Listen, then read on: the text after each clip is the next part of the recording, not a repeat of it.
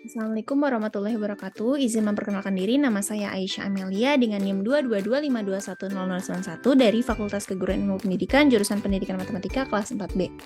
Di sini saya akan sedikit memaparkan materi tentang peluang bersyarat yang mana pada minggu kemarin ditugaskan membuat peta konsep.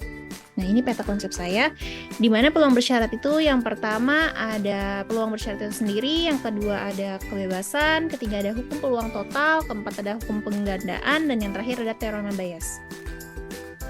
Ini peta konsepnya akan lebih saya jelaskan satu persatu. Pertama ada peluang bersyarat. Nah, peluang bersyarat itu peluang terjadinya suatu kejadian A jika diketahui bahwa kejadian B terjadi. Nah, peluang bersyarat itu biasa disebut juga dengan conditional probability, di mana dinyatakan dengan peluang A dengan syarat terjadinya B. Peluang A dengan syarat terjadinya B. Nah, ilustrasinya misalkan di sini datanya di mana di suatu penduduk desa dengan usia kerja 15-25 tahun, ada yang bekerja dan yang menganggur, di mana laki-laki ini yang bekerja ada 460 dan yang menganggur ada 40. Perempuan ada 140 dan yang menganggur ada 260. Misalkan pula akan memilih salah satu di antara mereka didefinisikan kejadian berikut.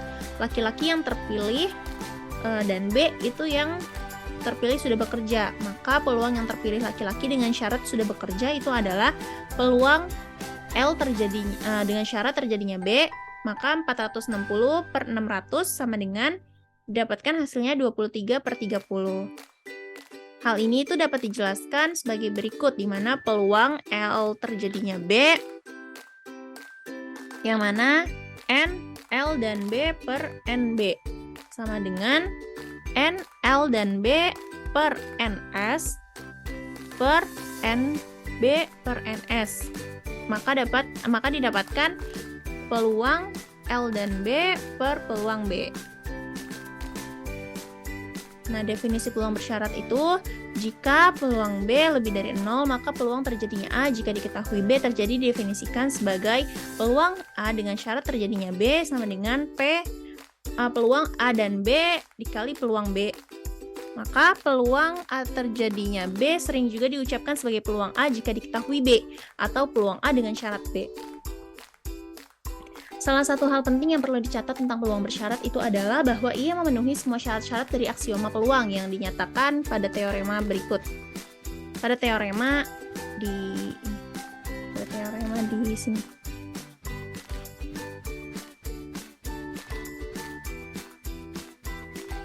Nah, kemudian ada hukum penggandaan atau law of multiplication.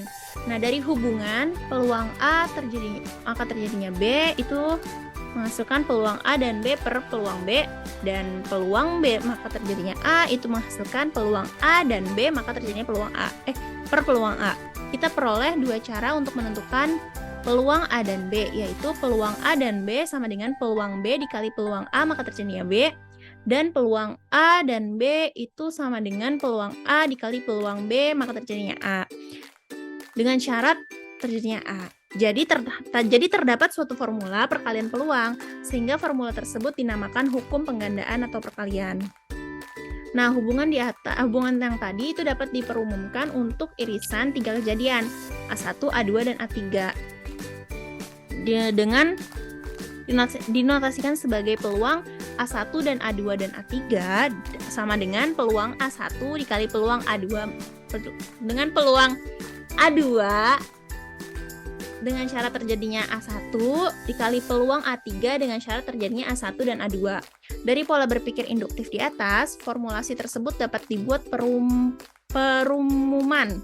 Dengan demikian kita peroleh teorema-teorema sebagai berikut.